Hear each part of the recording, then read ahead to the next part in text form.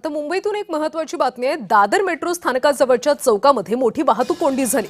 भर चौकात एक बेस्ट बंद पडल्यामुळे वाहनांच्या लांबच लांब रांगा लागल्या। जेसीबीच्या सहाय्याने बस हटवण्याचं काम सध्या सुरू आहे। सुश्रुषा हॉस्पिटलच्या चौकात गेल्या अर्ध्या तासापासून वाहतुकीची कोंडी झाली। दादर पोलीस आणि ट्रॅफिक पोलिसांच्या मदतीने सध्या काम सुरू आहे।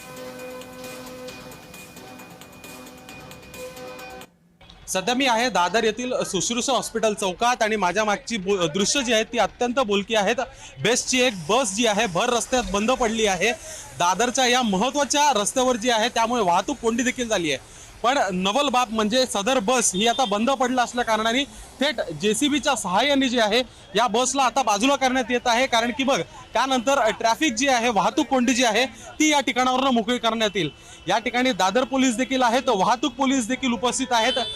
तिन्ही मार्गांवरची वाहतूक जी आहे ती सध्या थांबलेली आहे। कारण की बस ज्या प्रकारे बंद पडलेली आहे त्यामुळे वाहतूक कोंडी या ठिकाणी झालेली आहे।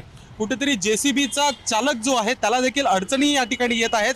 सर्वात आधी या बेस्ट बसला पाठीमागून उचलण्याचं काम आणि बाजू करण्याचं काम सुरू होतं, पण मात्र आता एक दुसरी या ठिकाणी वायर आणली आणि आता समोरून जे आहे या बसला बाजू करण्याचं काम येत आहे।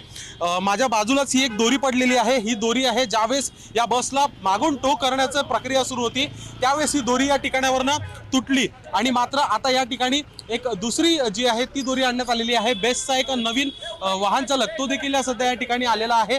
युद्ध पातळीवर या ठिकाणी काम सुरू आहे। जेसीबी चालक जो आहे तो देखील या ठिकाणी करत आहे। व्हिडिओ जर्नलिस्ट ललित चौधरी सोबत मी शुभम उमाळे, जय महाराष्ट्र न्यूज, मुंबई।